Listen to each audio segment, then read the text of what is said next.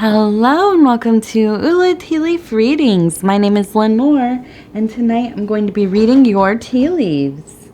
This is a horoscope for Gemini. If Gemini is your solar, lunar, ascendant/rising sign, then this is a message for you. Okay, let's get started.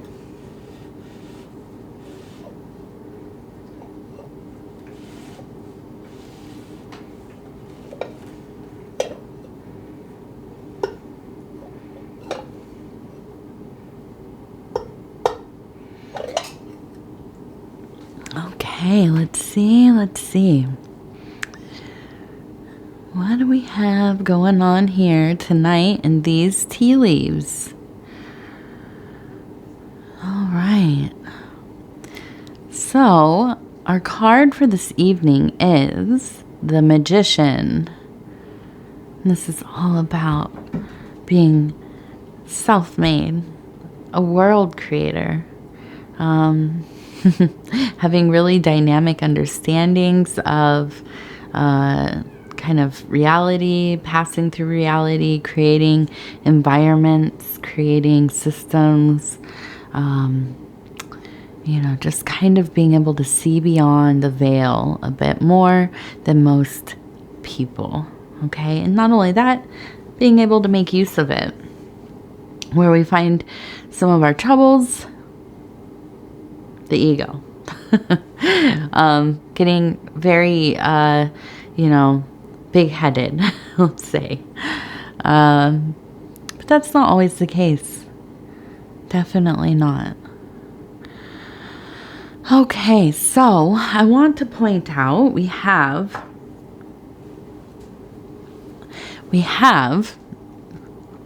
a large candle. Okay, the candle of illumination. And now as we turn this way, we have somebody carrying the candle. Okay, if you look at this, it almost kind of looks like the little devil, a little bit of a devil head there. So in my mind, the devil archetype is not too far away from the magician. In a lot of kind of mythologies or folklore or just kind of contemporary stories, not unlike Faust, we have this idea of a magician, wizard, alchemist, some kind of magical worker, practitioner, who, I thought I turned that off. Okay. Kind of making a pact with the devil or some kind of, demonic, intelligence so that they may do their bidding or have these kinds of downloads of knowledge, gain recognition, followers of their belief systems, these kinds of things. These kinds of engagements or contracts are, I think, present in almost, I would say, most kinds of low magic. They're using or communing with intelligences within plants or elements, other subdimensions, macrobes. A famous ceremonial magician. That was one of the things, and an alchemist and a designer of war and all kinds of different things. Really, I think he was a court astrologer for Elizabeth. His name was John Dee. He created or shared. Was given, I think, and shared the Enochian alphabet and language, and so on. I mean, just, you know, but this is not the only case that this kind of mythology is attached to. And actually, some people say that Faust is kind of based on this character of John Dee and Edward Kelly. But anyhow, so we see often the magician hand in hand with the devil archetype. Okay. And I think this is because the perceiver, usually somebody who is profane or uninitiated, or just simply kind of a lay person, we look at people who, and for me, I can compare this to, like a quantum physics person, or, some kind of astrophysicist or something. Now, of course, we don't consider these things magic, but I don't know what they're doing. You know what I mean? Like, I have no idea. It's so beyond my comprehension, it might as well be magic. And so, I think this is kind of where these stories kind of get hitched together. But there is also, and that is that people don't understand what practitioners are doing, right? So they must be in union with some unholy thing, but in my mind, these archetypes go together because the magician bends reality. The magician is somebody who does not belong in any one place. Base reality, the astral, the interior, the cosmos, and all of these things are so woven together. But they are able to traverse easily between. And the devil archetype is a being that does not abide social constructs, human constructs, our mores, conditionings, this kind of thing. And so these two kind of have a free pass to go as they please. The other archetype that is very much like this is the Fool. Okay? These are all beings that can come and go as they please. They are untethered to most things. Now, the magician does work within the system, makes use of it, takes pieces of it, reconstructs it, and makes it their own. And where the devil can assist the magician here is by going far out into the unknown, right? Going where we're not supposed to go. So, now, I'm not saying you're doing any of these things, but I wanted to give you a little background of where my mind is going here. And I do think that there's a feeling of, kind of a departure from the norm for you. I feel like it's almost as if you have, if you can imagine a stage magician, a grand disappearing act. Okay. I don't think that this is that you're just taking off. Okay. Or, you're quite literally disappearing. But I do think that you have really just decided in some ways that you are going to change things. You are not going to continue to do things as you are supposed to all the time. I think that you are really all about taking your success, your luck, your fortune,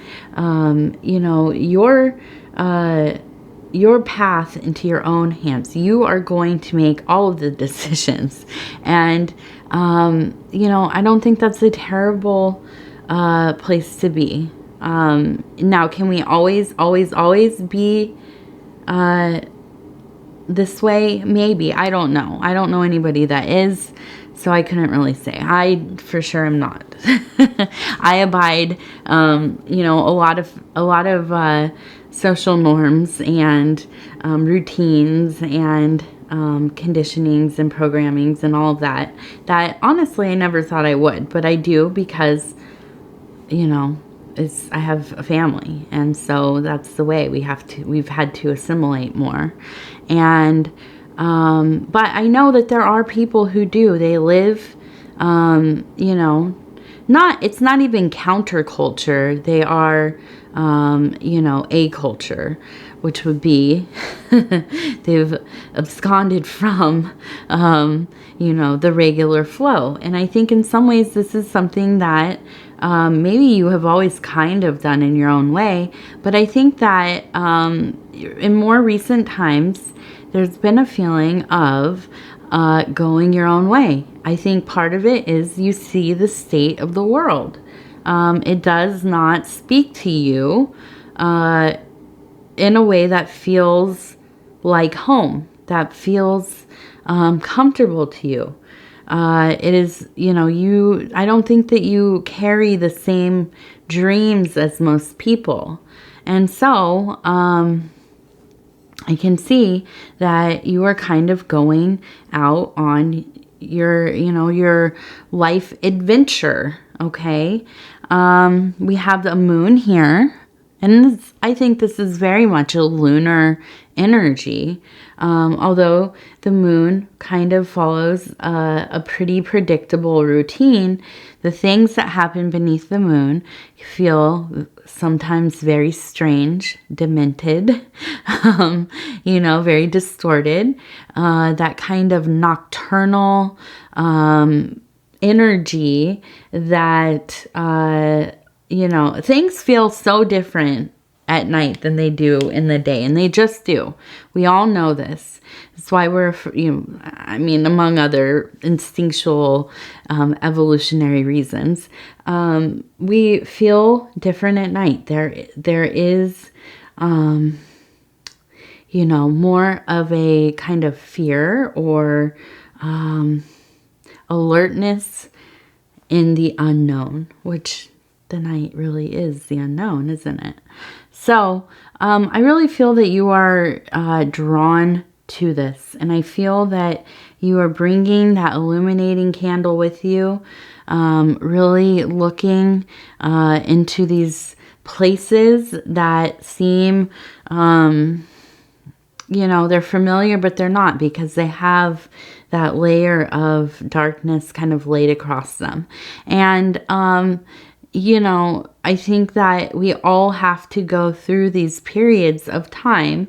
And now this isn't necessarily that dark night of the soul. Okay, now that is kind of a different energy. That is more of a Saturnine energy, and that has a lot to do with a great melancholy period, grief, soul death, a very painful transformation. This, however, feels more like kind of a courageous night passing, right? Or crossing, the great night crossing. And this is, if you can think of kind of somebody in a boat, a little boat, okay, going out maybe on a little lake at the midnight hour, right? And having little candles, floating candles, and as they row themselves across, they set out a candle, and they continue on, and they set out another candle, and as you look back, there's kind of a path of candles on this still water, illuminated only by the moon, right? And this is kind of a more serene adventure into the great unknown. Not only that, if you can imagine, on these dark nights like this, the 1,000 points of light that are, well, even more than that, right? Shining down from the stars being reflected in the water. Okay, and then you have your candles that are kind of a path right through those stars, and a boat that is rowing right through, and there you are. Okay, and if you could imagine, what does that feel like? What would that feel like? What would something so beautiful be like? You know, I don't think it would be scary. I don't think it would be, well, I guess it depends how you feel about night and water, right? But I do think it would be a very serene experience, kind of a very soft going into the abyss. Not tumbling in, but swimming your way in, right? With a nice sturdy vessel with no holes in it. There's no no leaking in this boat. I think that this is a beautiful time for you. Okay. I also see somebody here, and they are holding, it looks like a little hummingbird, maybe, some kind of bird. And it looks like at their feet there is a butterfly. There are flowers and hearts growing right around. We have what looks like maybe a bird with its wings open. We have some other hearts up here as well. And so I see a very a beautiful scene of you know, kind of a nurturing that the a hummingbird would be an active mind, right? A lot of flittering from one thing to another, a lot of energy. Now, this is not in flight, it's being held, right, by a motherly figure. So this is a restful state, okay, kind of calming that that mind that is usually so busy, bringing it to a very low vibration. I'm not a believer that low vibrations are negative. I think that sometimes we have to get down to that low hum, get very close to the earth, let our existence just kind of very lightly kind of patter along. And that's okay. We don't have to always be high vibrating. It's, you know, it is nice to get to that point. It's nice to be in the light. It's nice to be exuding lots and lots of energy, and, you know, putting out those, you know, high frequencies to others and to all. But there's a lot of beauty in coming all the way down to barely a buzz at all, right? Barely anything at all. I think of, well, and this is just maybe because I'm a very earthen person, but I think of, you know, if I could ever be anything else, you know, if I could choose what I might be reincarnated, or in this beautiful fractal infinite universe, I would want to be maybe like a single pigment in a little piece of slime, right? Or fungi or something, you know, just kind of growing on the side of a rock or a stone, on some river somewhere, you know, out of the way. Just something barely even thought of. And sometimes, you know, it's okay and it's wonderful and it's beautiful to get into those places where we just kind of sink in, and we, you know, let our mind, body, soul kind of rejuvenate itself, rest, collect the nutrients that are around us, and begin to grow again. Okay, and so, you know, I think that this is a beautiful place of discovery, of kind of allowing yourself to throw off the ties to a world that you feel like you don't necessarily belong in, following your will, okay? And so, you know, I don't know what that looks like for you. A lot of people have the instinct to leave society, to do, you know, some kind of homesteading, traveling,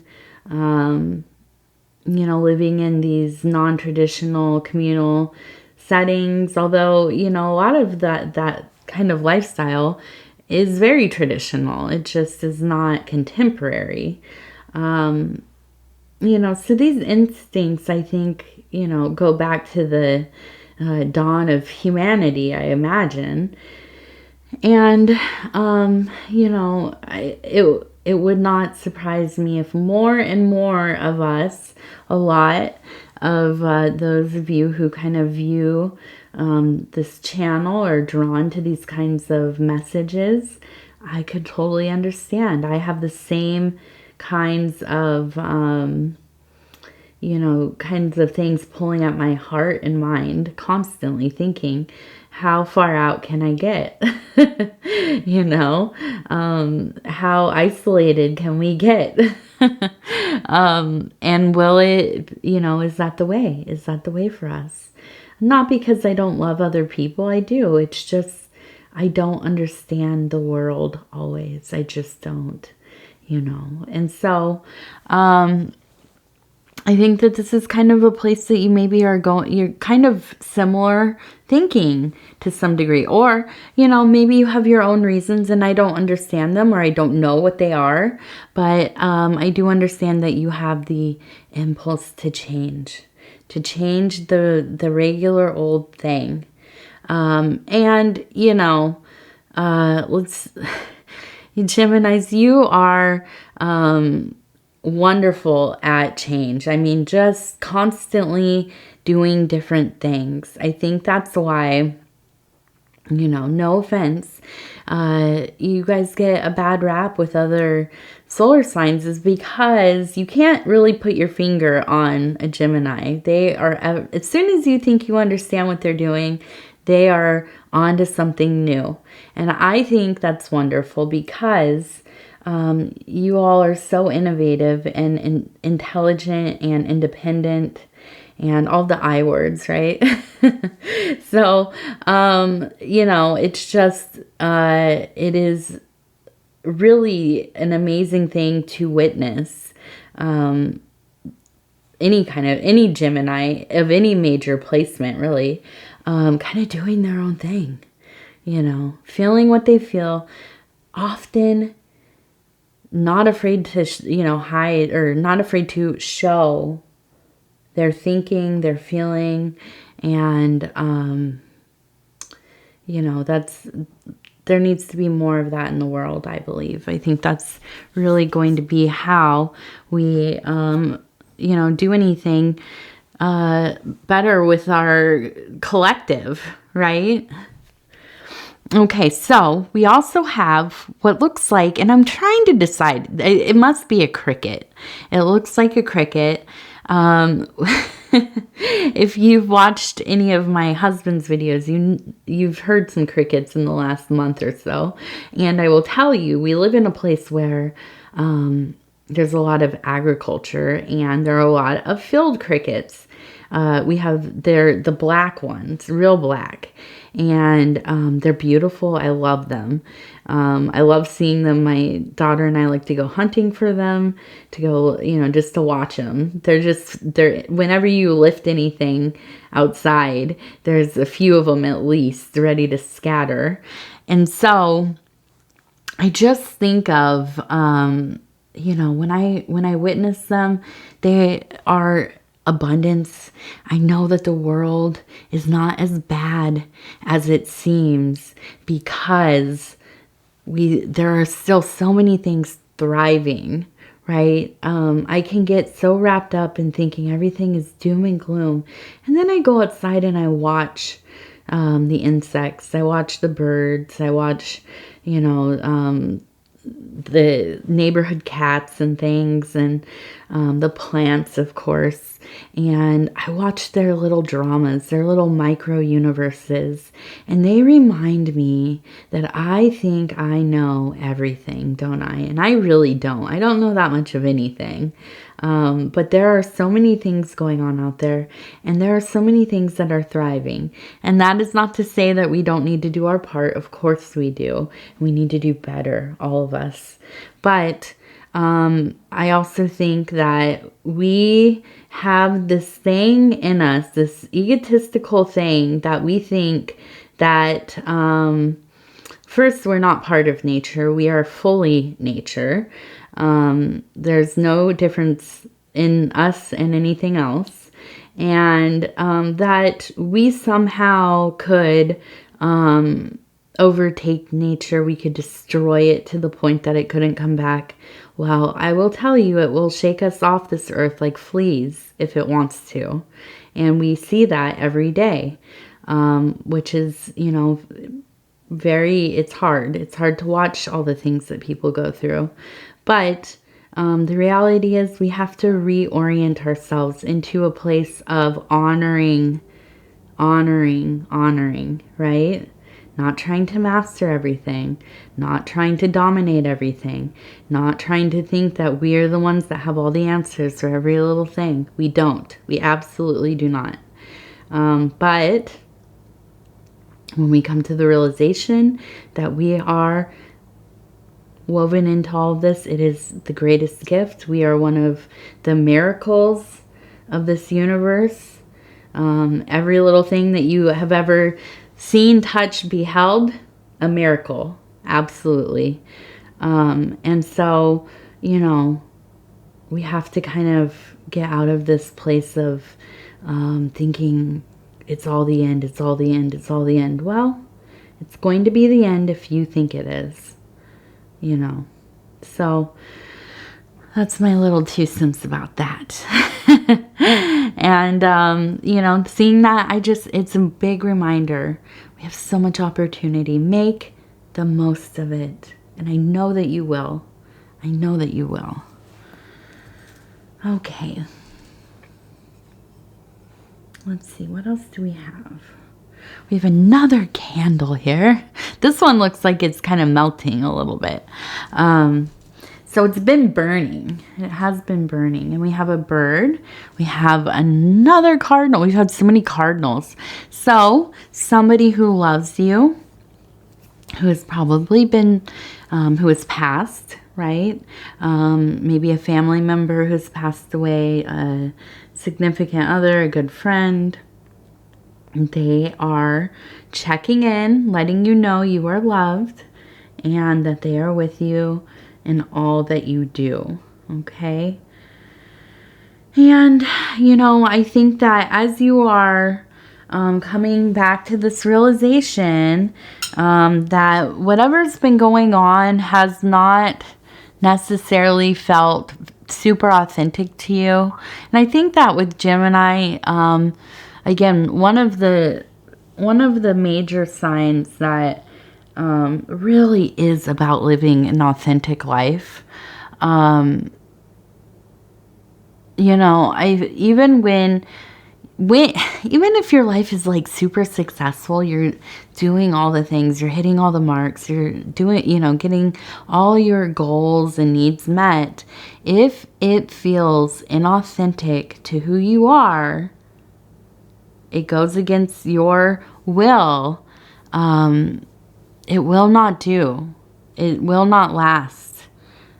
Because you cannot abide a life that doesn't feel true. And so this is, I think, one of those minor shifts that are happening. I think that you're kind of waking up in your own life and realizing I have to change some things. I need to get back to where I feel more me. And, you know, you have the courage to do it. I know that. Okay, let's take a look at our water blessings affirmation cards.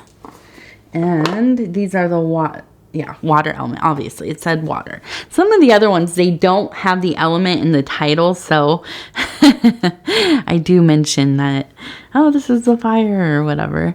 We'll just go through here. Okay. We have a pretty face over here, kind of obscured by that beautiful tropical flower. And it says vitality, balance, celebrate as Shiva dances, softly dissolving illusion. Yeah, I think so, you know.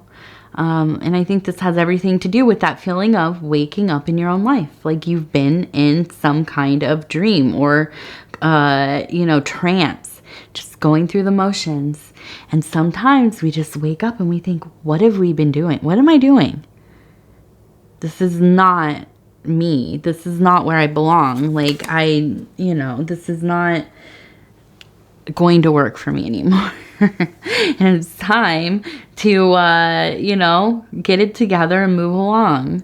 And, you know, I commend anybody who has that bravery to kind of begin again, do something else. It doesn't have to be a whole life transition, you know, but just starting different things, you know, reorienting some of the stuff you're doing in your life. And it's amazing how just shifting a few things around can make you feel like you're living a completely different existence. And that's part of the beauty of the human perception. All right, so I'm going to go ahead and say thank you so much for spending this time with me. It is always such an honor to be able to bring these messages to you.